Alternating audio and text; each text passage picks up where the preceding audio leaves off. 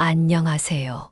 여러분, 노년백과입니다. 오늘은 제가 34년간 소화기내과 의사로 일하면서 가장 많이 들었던 후회 중 하나에 대해 말씀드리려고 합니다. 특히 노년기에는 사소한 식사 습관 하나가 건강을 크게 좌우할 수 있습니다. 그래서 오늘은 식사 후 절대 해서는 안 되는 행동 3가지에 대해 쉽고 정확하게 알려드리겠습니다. 이 행동들이 위 건강, 혈당, 심지어 심혈관 질환과도 연관이 있다는 사실 들으면 깜짝 놀라실 거예요. 나는 괜찮겠지라고 생각하셨다면 특히 꼭 보셔야 합니다. 이 3가지만 피하셔도 속이 편안해지고 노화 속도도 늦출 수 있습니다.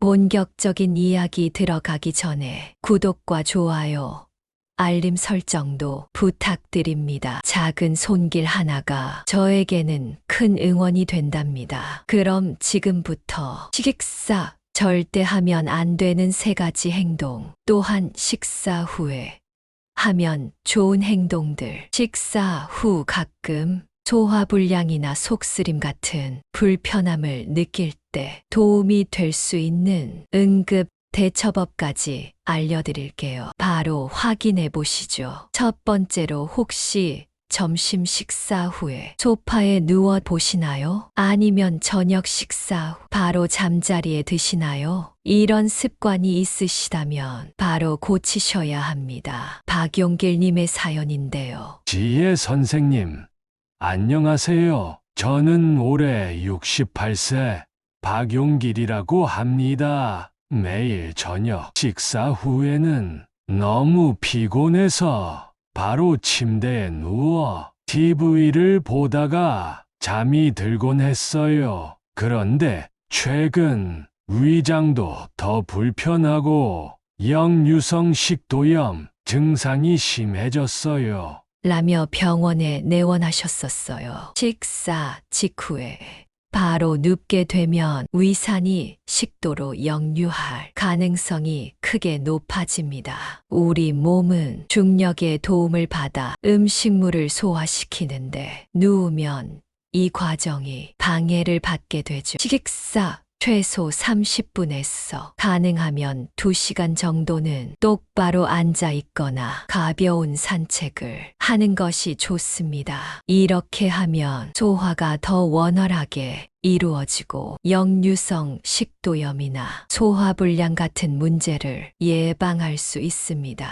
특히 나이가 들수록 소화 기능이 약해지기 때문에 더욱 주의해야 합니다. 저녁에 너무 피곤하시다면 저녁 식사 시간을 조금 앞당기는 것도 좋은 방법이에요. 잠자리에 들기 최소 3시간 전에는 식사를 마치는 것이 이상적입니다. 저도 예전에는 식사 후 누워있곤 했는데요. 그때마다 속이 더부룩하고 가슴이 타는 듯한 느낌이 들었습니다. 지금은 식사 후에 집 주변을 천천히 산책하는 습관을 들였더니 소화도 잘 되고 수면의 질도 좋아졌답니다. 2번째, 유의해야 할 행동에 대해 말씀드릴게요. 김명수 환자분의 사연인데요. 저는 평생 군인으로 지내다 퇴역한 72세 김영수입니다. 건강을 위해 매일 운동을 하는데 시간이 부족해서 저녁 식사 직후에 헬스장에 가곤 합니다. 그런데 최근에는 운동할 때 속이 불편하고 때로는 어지럼증도 느껴집니다. 식사 후 바로 운동하는 것이 문제일까요? 건강을 위한 운동 습관은 정말 훌륭합니다. 하지만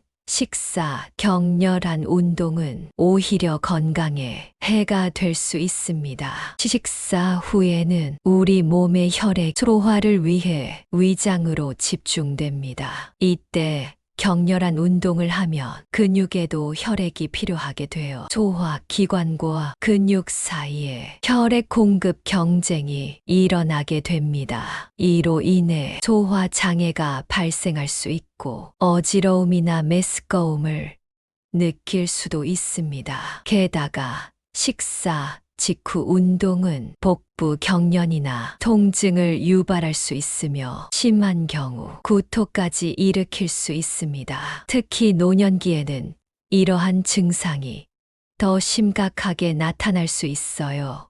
전문가들은 식사 최소 1시간이나 2시간이 지난 후에 운동하는 것을 권장합니다. 만약 시간이 정말 부족하시다면 아침에 일어나서 가벼운 운동을 하거나 식사 전에 운동하는 것이 더 좋은 방법입니다. 제 오랜 친구 중에도 식후 바로 수영을 하다가 심한 복통으로 병원에 실려간 분이 계세요. 그 이후로는 식사와 운동 사이에 충분한 휴식 시간을 갖게 되었답니다. 건강을 위한 운동이 오히려 건강을 해치는 일이 없도록 주의하셔야 합니다. 세 번째 조심해야 할 행동은 이미경 환자분의 질문으로 알려드릴게요. 노년백과 진행자님, 안녕하세요. 65세 주부 이미경입니다. 저는 식사 후에 항상 뜨거운 녹차를 마시는 습관이 있어요. 소화에 도움이 된다고 생각했거든요. 그런데 최근 위내시경 검사에서 위장 점막이 약간 자극을 받았다는 이야기를 들었습니다. 혹시 제 차 마시는 습관과 관련이 있을까요? 이미경님, 중요한 질문을 해주셨습니다. 많은 분들이 식사 후에 뜨거운 차나 차가운 음료를 드시는데 사실 이것이 위장 건강에 좋지 않은 영향을 줄 수 있습니다. 식사 직후에 너무 뜨거운 차나 음료를 마시면 위장 점막이 자극을 받을 수 있습니다. 특히 녹차나 홍차처럼 카페인이 함유된 음료는 위산 분비를 증가시켜 속쓰림이나 소화불량을 유발할 수 있어요. 반대로 너무 찬 음료는 소화 효소의 활동을 둔화시켜 소화 과정을 방해합니다. 전문가들에 따르면 식사 중이나 식사 직후에는 실온의 물이나 미지근한 물을 소량 마시는 것이 가장 좋다고 합니다. 차를 마시고 싶다면 식사 후 30분에서 1시간 정도 지난 후에 마시는 것이 좋습니다. 또한 녹차보다는 카페인이 없는 허브차가 위에 부담을 덜 줍니다. 이미경님, 위장 건강을 위해 뜨거운 녹차는 식사와 시간 간격을 두고 드시는 것을 추천해 드립니다. 여기까지 식사 직 절대 하면 안 되는 3가지에 대해 알아보았습니다. 다시 한번 정리해 볼까요? 1. 식사 직후 바로 눕거나 잠자기. 2. 식사 직후 격렬한 운동하기. 3. 식사 직후 뜨겁거나 찬 음료 마시기. 이 3가지만 피해도 여러분의 소화 건강이 크게 개선될 수 있습니다. 특히 나이가 들수록 소화 기능이 약해지기 때문에 더욱 주의가 필요합니다. 방금 주요 3가지를 살펴봤는데요. 사실 식사 직후에 피해야 할 습관은 더 있습니다. 계속해서 알아볼까요? 선생님, 저는 67세 정병호입니다. 식사 후에 항상 담배를 피우는 습관이 있는데요. 40년 넘게 이어온 습관이라 끊기가 너무 어렵습니다. 식후 담배가 정말 건강에 안 좋은가요? 정병호님, 솔직한 사연 감사합니다. 네. 식사, 담배는 특히 더 해롭습니다. 식사 후에는 우리 몸의 산소 흡수율이 평소보다 높아지는데 이때 담배를 피우면 일반적인 때보다 니코틴 흡수량이 3배나 더 많아진다고 합니다. 이는 심장과 폐에 더 큰 부담을 주게 됩니다. 또한 담배의 니코틴은 위산 분비를 증가시켜 소화불량, 위궤양, 심지어 위암 발생 위험도 높입니다. 40년이란 긴 시간 동안에 습관이라 끊기 어려우시겠지만 건강을 위해 금연을 진지하게 고려해 보시길 권해드립니다. 필요하시다면 금연 클리닉의 도움을 받아보는 것도 좋은 방법입니다. 한영자 환자분의 사연입니다. 78세 한영자입니다. 저는 식사 후에 바로 양치질을 하는데 치아 건강을 위해 좋다고 생각했어요. 그런데 최근에 치과에서 이게 오히려 좋지 않을 수 있다고 하더라고요. 정말인가요? 한영자님, 좋은 질문 감사합니다. 사실 많은 분들이 식사 직후 바로 양치질을 하는 것이 좋다고 생각하시는데, 치과 의사들은 식사 후 최소 30분 정도 기다렸다가 양치질을 하는 것을 권장합니다. 식사 중에는 음식물, 특히 산성 음식이나 음료로 인해 치아의 에나멜층이 일시적으로 약해집니다. 이때 바로 양치질을 하면 이미 약해진 에나멜층이 칫솔질로 인해 더 손상될 수 있습니다. 30분 정도 기다리면 침이 구강 내산도를 중화시키고 에나멜층이 회복되어 안전하게 양치질을 할 수 있게 됩니다. 식사 후에는 물로 입을 헹구는 정도로 하시고 양치질은 30분에서 1시간 정도 후에 하시는 것이 좋습니다. 이렇게 하면 치아 건강도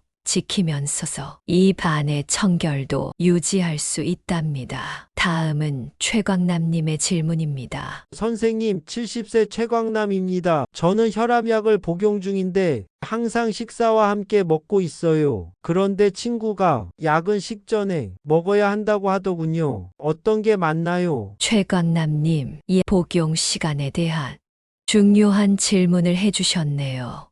사실 약의 종류에 따라 복용 시간이 다릅니다. 일부 약은 공복에 먹어야 더 효과적이고, 어떤 약은 식사와 함께 먹어야 위장 자극을 줄일 수 있습니다. 혈압약의 경우 많은 종류가 있어 일반화하기는 어렵지만, 대부분은 의사나 약사의 별도 지시가 없다면 식사와 함께 또는 식후에 복용하는 것이 좋습니다. 이는 약물이 위장을 자극하는 것을 줄이고 꾸준한 혈중 농도를 유지하는 데 도움이 됩니다. 하지만 가장 중요한 것은 의사나 약사의 지시를 따르는 것입니다. 약 복용 시간에 대해 의문이 있으시다면 반드시 담당 의사나 약사에게 직접 문의하시는 것이 가장 정확합니다. 약의 종류, 환자의 상태, 다른 약과의 상호작용 등 여러 요소를 고려해 개인에게 맞는 복용법을 안내받으시는 것이 좋습니다. 지금까지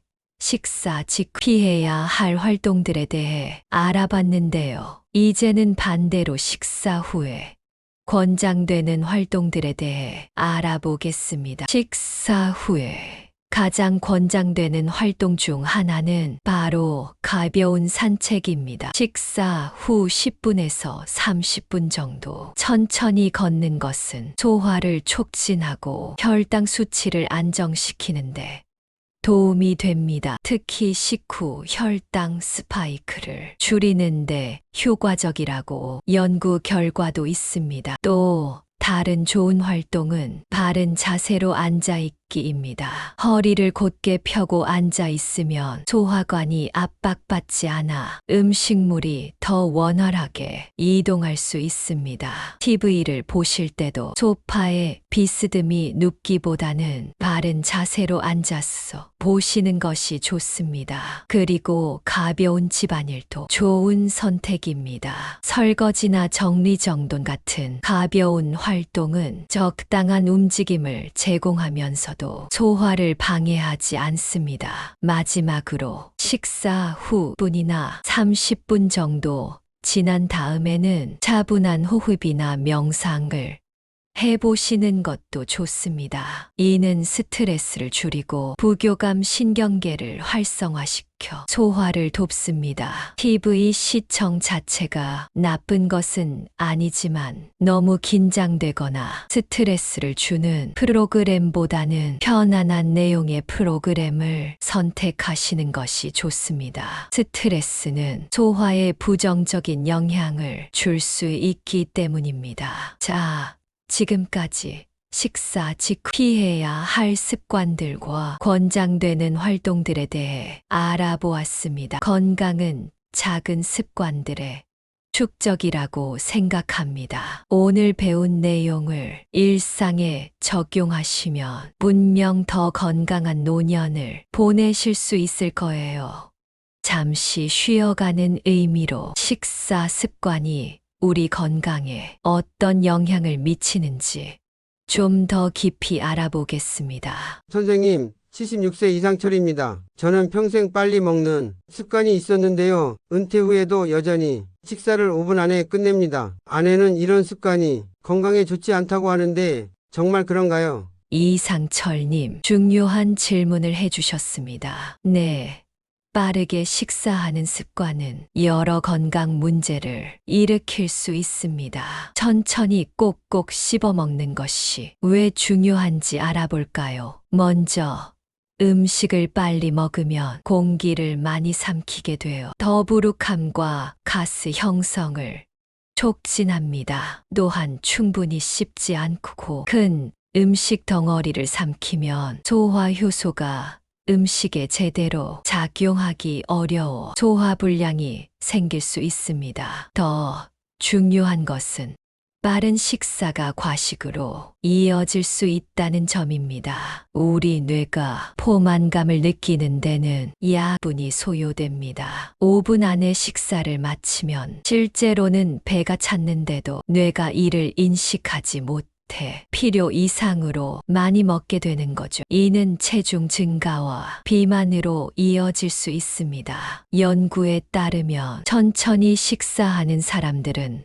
빨리 먹는 사람들보다 비만 위험이 낮고 혈당 조절도 더 잘 된다고 합니다. 특히 당뇨병이 있으신 분들에게는 천천히 식사하는 것이 혈당 스파이크를 줄이는데 도움이 됩니다. 이상철 님께서는 오랜 습관을 바꾸기 어려우실 테지만 조금씩 시도해 보세요.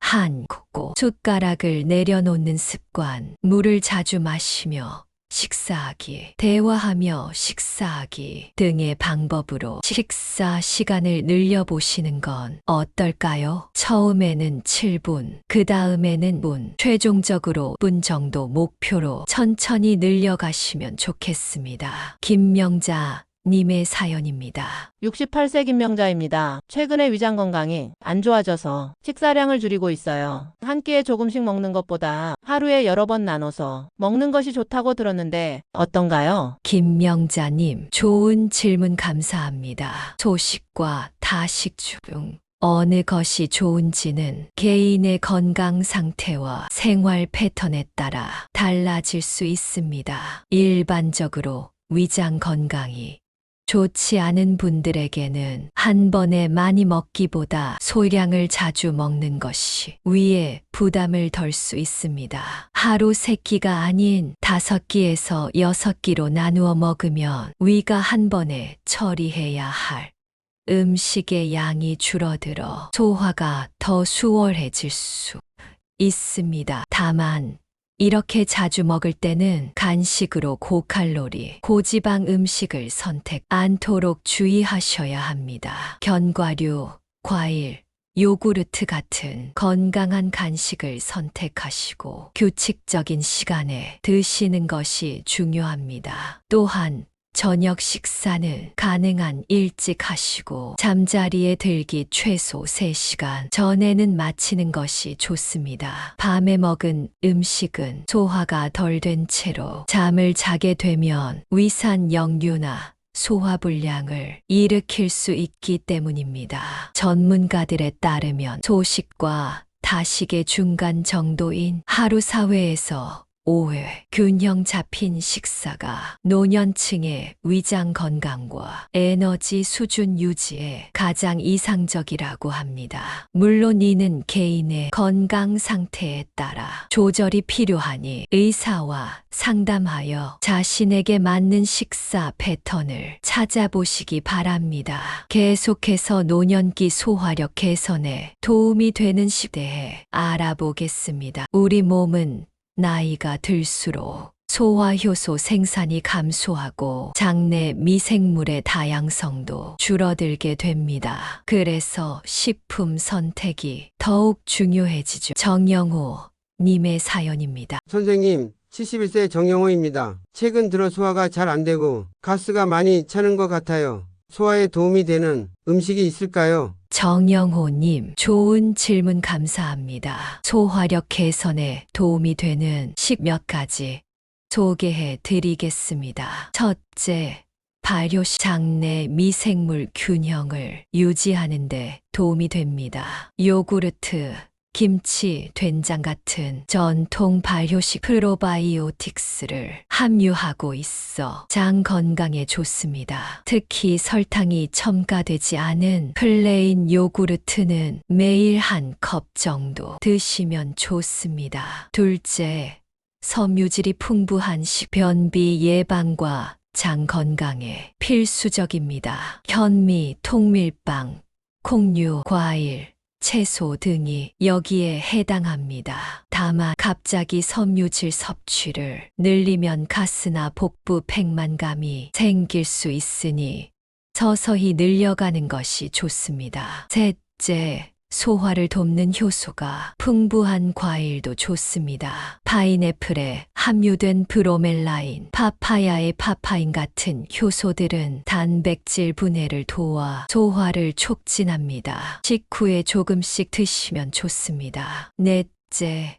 생강, 페퍼민트, 캐모마일 같은 허브차는 소화를 돕고 복부 백만감을 줄이는 데 효과적입니다. 식사 3후에 따뜻한 허브차 한 잔은 소화를 촉진하고 편안함을 줄 수 있습니다. 마지막으로 물을 충분히 마시는 것도 중요합니다. 하루에 6잔에서 8잔의 물을 마시면 장 건강 유지에 도움이 됩니다. 다만 식사 중에는 많은 양의 물을 마시지 않는 것이 좋습니다. 소화 효소가 희석될 수 있기 때문이죠. 반면 소화에 부담을 주는 식도 있습니다. 기름진 음식, 매운 음식, 카페인, 알코올, 탄산음료 등은 가능한 한 제한하시는 것이 좋습니다. 특히 저녁 식사에서는 더욱 주의하세요. 제 어머니도 비슷한 증상으로 고생하셨는데 매일 아침 요구르트와 과일을 드시고 식사 후에는 생강차를 마시는 습관을 들이신 많이 개선되셨답니다. 정영호 님도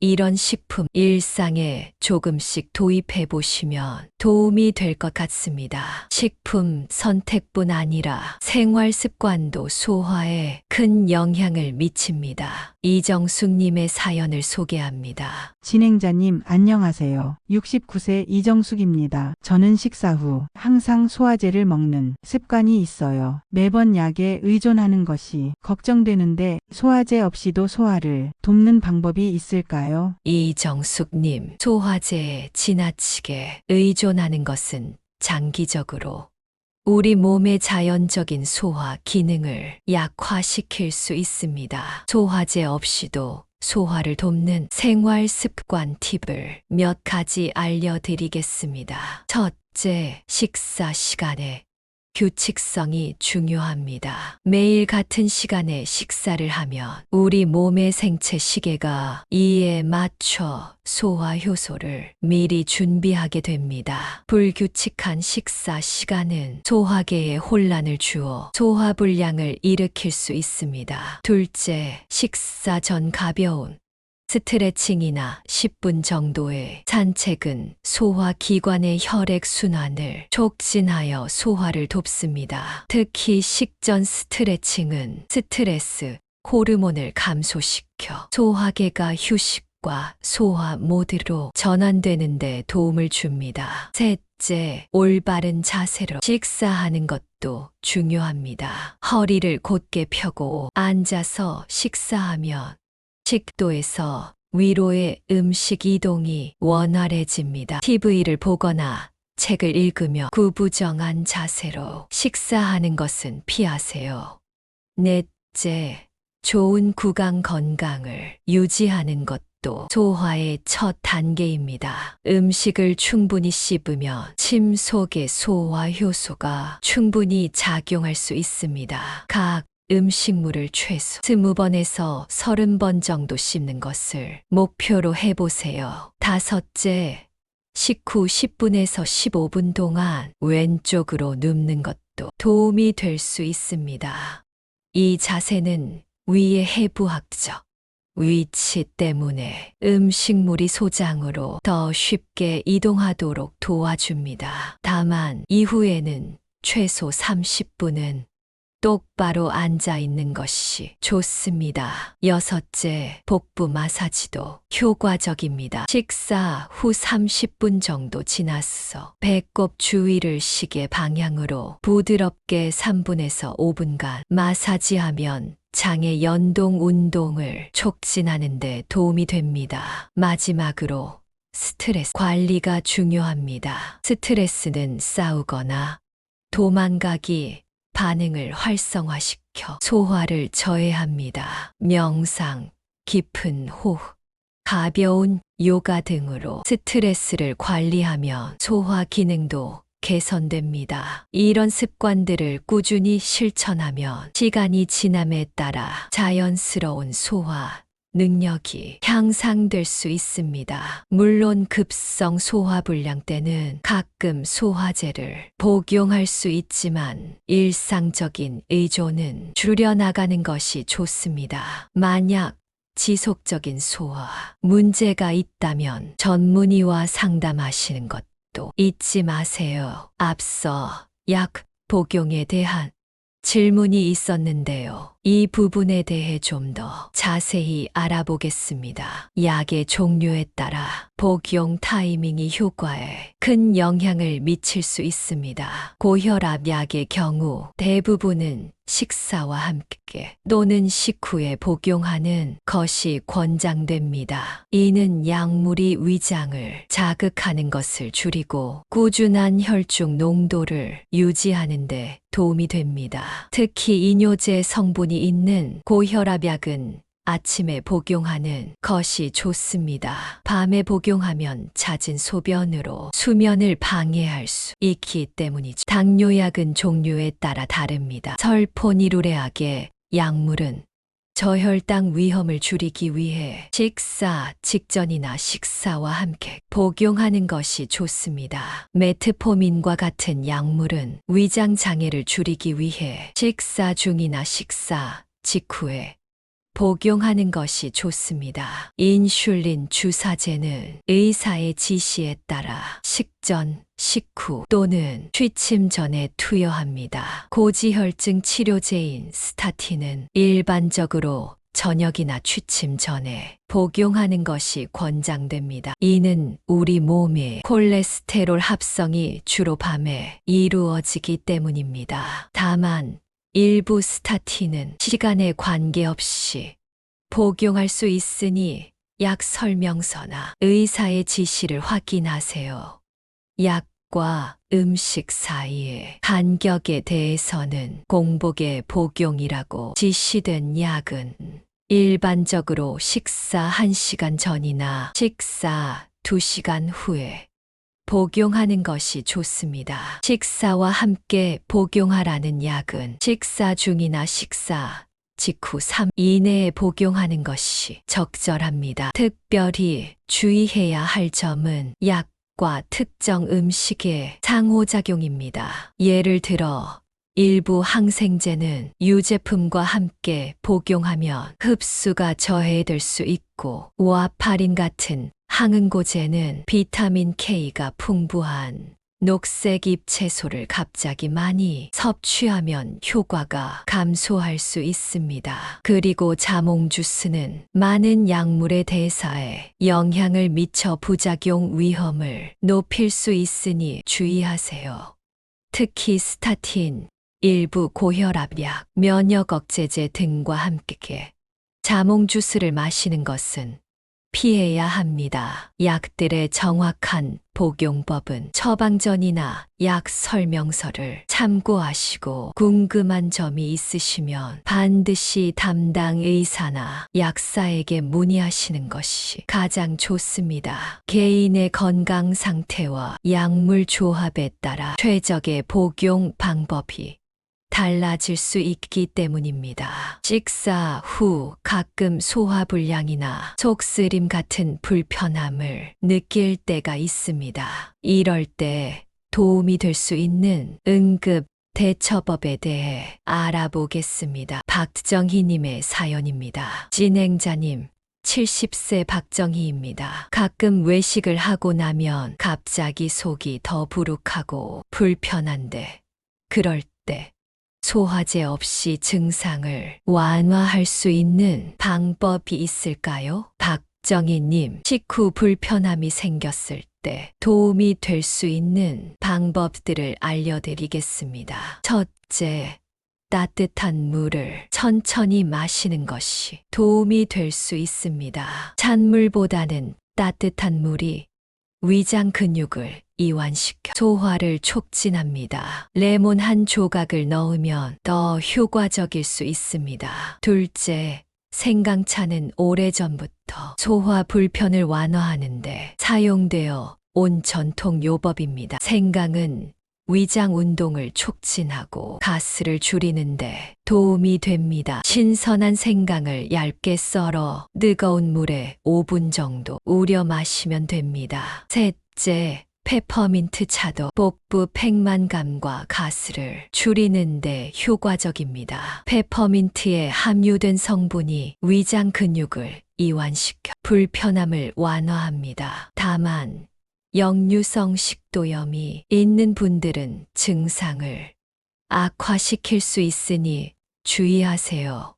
넷째, 가벼운 복부 마사지도 도움이 됩니다. 배꼽을 중심으로 시계 방향으로 3분에서 5분간 부드럽게 마사지하며 가스 배출과 장 운동을 촉진할 수 있습니다. 다섯째, 가벼운 산책은 식후 불편함을 완화하는데 매우 효과적입니다. 10분에서 15분 정도의 편안한 걷기는 소화를 촉진하고 가스를 줄이는데 도움이 됩니다. 여섯째, 심호흡이나 명상도 효과적입니다. 깊게 숨을 들이마시고 천천히 내쉬는 것을 5회에서 10회 반복하며 소화관의 긴장을 완화시키는데 도움이 됩니다. 마지막으로 베이킹소다 반 티스푼을 물 한 컵에 녹여 마시는 것도 일시적인 속쓰림에 도움이 될 수 있습니다.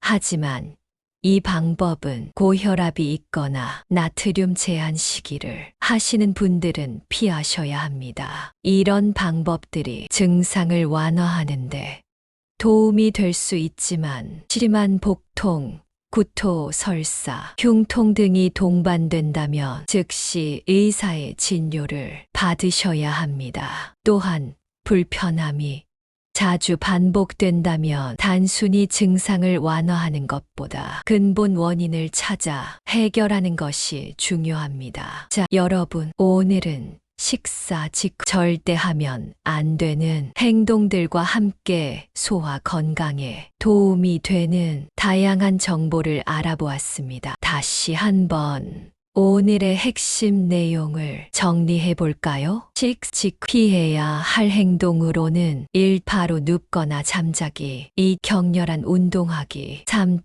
차나 찬 음료 마시기, 4. 담배 피우기, 5. 바로 양치질하기, 그리고 식사 후 권장되는 활동으로는 1. 가벼운 산책하기, 2. 바른 자세로 앉아있기, 3. 가벼운 집안일 하기, 4. 호흡이나 명상하기. 또 소화력 개선을 위한 식품과 생활 습관에 대해서도 알아보았습니다. 발효식품, 섬유질이 풍부한 식품, 소화 효소가 풍부한 과일 등이 도움이 되고 규칙적인 식사 시간, 충분한 씹기, 스트레스 관리 등의 생활 습관도 중요하죠. 건강은 작은 습관들에 축적으로 만들어집니다. 오늘 배운 내용을 일상에 하나씩 적용해 보시면 더 건강한 노년을 보내실 수 있을 거예요. 마지막으로 여러분, 구독과 좋아요, 알림 설정 꼭 해주세요. 여러분의 작은 관심이 저에게는 큰 힘이 됩니다. 또한 이 영상이 도움이 되셨다면 주변의 소중한 분들에게도 공유해 주세요. 건강한 노년을 함께 만들어가는 노년백과였습니다. 감사합니다. 다음 시간에 다시 만나요.